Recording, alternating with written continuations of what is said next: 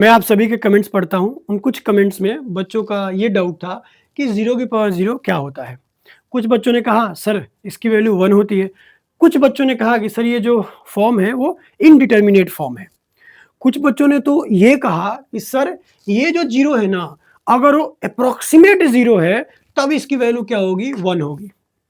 सुनना ध्यान से, अगर ये अप्रॉक्सिमेट 0 है ना, तो इसकी वैल्यू क्या होगी? 1 होगी।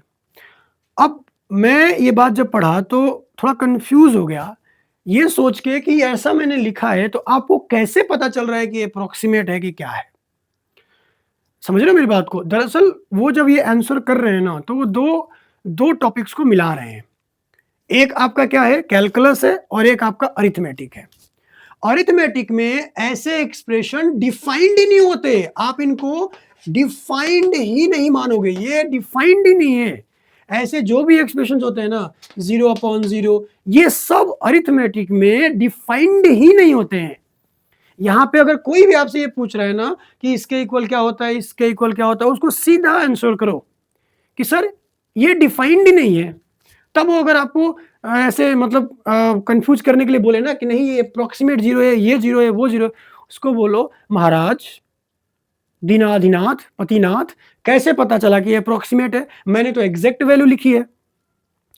लिमिट्स में जब हम जाते हैं, लिमिट्स जब हम पढ़ते हैं, दरअसल इनको हम डायरेक्ट इवेल्युएट कर ही नहीं सकते हैं, इसीलिए तो हमें लिमिट की जरूरत पड़ी कि भाई एग्जैक्टली जहां पे ये चीज हो रहा है, अगर मान लो किसी और फंक्शन, यहाँ पे कोई और फंक्शंस गिवन है, उस कंडीशन में ऐसा कुछ बन रहा है, तब हम फॉर्म की बात करेंगे, कौन सा फॉर्म बन रहा है, कौन सा नहीं बन रहा है। मैंने तो डायरेक्टली ये दे दिया भैया, डायरेक्टली ये दे दिया। डायरेक्टली देने के बाद ये क्वेश्चन ही नहीं बनता कि 0 अप्रोक्सीमेट है कि नहीं है। पता नहीं कहां कहां से बच्चे पढ़ के आ रहे हैं, कौन कौन सी बुक्स पढ़ रहे हैं, मुझे तो नहीं समझ में आ रहा है। अगर ऐसे किसी बुक में लिखा है अप्रोक्सीमेट 0 तो फिर सोचना पड़ेगा, क्योंकि ये कैलकुलस में जब जाओगे ना तब ये पता चलेगा कि किस तरीके से ये फॉर्म बन रहा है, ये डिसाइड करेगा कि लिमिट की वैल्यू क्या होगी। एग्जैक्टली जहां पे ये फॉर्म बन रहा है वहां पे तो हम वैल्यू निकाल ही नहीं सकते। लिमिट का ये मतलब कि जितनी आपकी लिमिट है उसके पास पहुंचने की, मतलब उससे आगे जाना संभव नहीं है। हम वहां पे जाके फंक्शन की वैल्यू चेक करेंगे या उस एक्सप्रेशन की वैल्यू चेक करेंगे, वहां पे ये बात आएगी अप्रोक्सीमेट की। अगर आप अरिथमेटिक की बात करोगे तो बिल्कुल, अगर ऐसे एक्सप्रेशंस मिल जाए, ऐसे एक्सप्रेशंस मिल जाए तो उनको सीधा बोलना कि ये डिफाइंड ही नहीं है, ये डिफाइंड ही नहीं है, कोई किंतु कोई परंतु कुछ नहीं, डिफाइंड ही नहीं है। अगर है तो मुझे अरिथमेटिक में करके बता दो। और अप्रोक्सीमेट जैसा कुछ कर रहे हो ना, अप्रोक्सीमेट, तो कौन सी वैल्यू, मान लो मैं यहाँ पे 2 लिख दिया तो मैं बोलूंगा नहीं नहीं भैया ये 2 होगा तभी हम इसको 2 लिखेंगे, लेकिन अगर ये अप्रोक्सीमेट 2 हुआ तो इसको हम लिखेंगे कि ये लेस देन 2 होगा। तो मुझे बताओ कि मैंने तो ये लिखा है, आपको कैसे पता चला कि अप्रोक्सीमेट 2 है कि एग्जैक्ट 2 है? भाई एग्जैक्ट है, जो मैंने लिखा है वो है। अरिथमेटिक यही तो कहती है। दरअसल क्या होता है कि जब मैथमेटिक्स को जब हम तरीके से पढ़ते हैं, चीज़ों को कनेक्ट करते जाते हैं, एक दूसरे से जोड़ते जाते हैं, तब वो थॉट डेवलप होता है, वो थिंकिंग डेवलप होती है और तब हम मैथमेटिक्स के बारे में सोचने लग जाते हैं। गलतियों से नहीं डरना है, बिल्कुल खुल के गलतियां करो, लेकिन गलतियों से सीखो भी। समझ रहे हो मेरी बात को? और एक किसी बच्चे ने ये कहा कि सर मैं अगर एक दो दिन किसी क्वेश्चन में लगाता हूँ तो क्या वो मतलब सही है? कोई प्रॉब्लम सॉल्व नहीं होता है तो मैं 1-2 दिन तक उसको करने की कोशिश। देखो मैं आपको बताऊँ, मैं 3rd क्लास से लेके और एमएससी तक की पूरी मैथमेटिक्स पढ़ा हूँ। 12th के बाद मैंने स्टार्ट कर दिया था। ग्रेजुएशन में जब मैं यूपीएससी की तैयारी करने गया तो मेरा ऑप्शनल सब्जेक्ट ही मैथमेटिक्स था। तो मैं वापस से 3rd क्लास से पढ़ा था एमएससी तक। तो मैं अब चीज़ों को जोड़ते गया, कनेक्ट करते गया कि कौन से क्लास में क्या है, उसका रिलेशन क्या है, फिर आगे कैसे क्या पढ़ना है। तो वो डेवलपमेंट हुआ कि अच्छा ऐसे-ऐसे चलना है, ऐसे-ऐसे चलना है।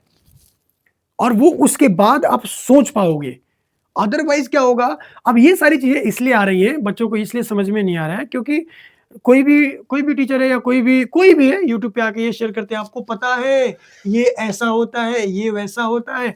सीधी बात है, ना अरिथमेटिक की बात करते हैं, ना कैलकुलस की बात करते हैं। कहाँ पे कौन चीज़ देखी जा रही है वो इम्पोर्टेंट है। कहाँ पे कौन चीज़ देखी जा रही है, वहाँ के क्या रूल्स हैं, क्या किस तरीके से वहाँ पे चीज़ें काम करती हैं, उसके अकॉर्डिंग हमें चीज़ों को समझना है। तो मैं एक ही बात कहूँगा, देखो मैथमेटिक्स को लैंग्वेज में पहले ही कहा हूँ कि mathematics is a language, universal language. इसे सीखने में टाइम लगेगा। अगर कोई कोई आप में से हिंदी मीडियम का हो, उसे इंग्लिश सीखना पड़ा हो, तो उसको पता है कि इंग्लिश सीखने में उसकी हालत ख़राब हो गई होगी, दिन-रात पढ़ना पड़ा होगा, बहुत सारी बुक्स पढ़ा होगा उसने, अगर उसने ठीक-ठाक सीखा है तो। बहुत मेहनत करना पड़ता है एक लैंग्वेज को सीखने के लिए। तो मैथमेटिक्स भी क्या है, एक लैंग्वेज है और ये तो कहते भी है कि भाई ये तो भगवान की भाषा है ना? तो इसे सीखने में टाइम भी लगेगा, एनर्जी भी लगेगी और जो इस रास्ते पे चलेगा ना वो हम्बल हो जाएगा। मज़े-मस्ती तो करना खैर मज़े-मस्ती करना तो हमारा अधिकार है। मज़े-मस्ती करते चलेंगे, समझते चलेंगे, सीखते चलेंगे। कुछ गलतियाँ होंगी, उन गलतियों से भी सीखेंगे। बहुत सारे हाँ, ये लोग कहते हैं कि भाई दूसरे की गलतियों से सीखने वाला इंसान होता है, लेकिन खुद की गलतियों से सीखने वाला एक्सपीरियंस्ड भी होता है। जब खुद की गलतियों से हम सीखेंगे ना तो बहुत सारी बातें हमारे अंदर आएँगी, बहुत सारी स्किल्स हम डेवलप कर लेंगे। लेकिन मैं ये नहीं कह रहा हूँ कि आप खुद की ही गलतियों से सीखो, दूसरों की भी गलतियों से सीख लो। Okay, so thanks for watching, will meet in next video, of course with something interesting. और मैं आपसे चाहूँगा कि आप मुझे बताओ, कल मुझे मेरे पास थोड़ा टाइम है, तो कल मैं चाहता हूँ कि जो स्लोप है ना, वो tan थीटा ही क्यों होती है, इसके ऊपर मैं एक वीडियो बनाऊँ। मैं मानता हूँ वीडियो थोड़ा-सा बड़ा हो सकता है क्योंकि बहुत तरीके से समझाऊँगा। अभी तक मैंने यूट्यूब पे एक भी वीडियो नहीं देखा, मैंने नहीं देखा, हो सकता है मैंने अभी तक एक भी वीडियो नहीं देखा जिसमें ये बताया गया हो कि tan थीटा को ही स्लोप क्यों कहते हैं। सब वही लेके आ जाते हैं कि y2 minus y1 upon x2 minus x1, ये कोई मतलब मैं नहीं समझ पाता हूँ कि उसको डीप में क्यों नहीं ले जाते। डीप में तब ले जाएँगे जब उसके जड़ में जाएँगे। क्योंकि मैथमेटिक्स का कोई भी कॉन्सेप्ट ऐसे ही नहीं है, किसी प्रॉब्लम को सॉल्व करने के लिए वो कॉन्सेप्ट आया है। तो उम्मीद है कि कल मैं इसी के ऊपर शेयर करता हूँ। आप लोग और बता देना, बाकी मैं इसके ऊपर कल वीडियो बना के ऑफ कोर्स आप लोगों के साथ शेयर करूँगा। Thanks again.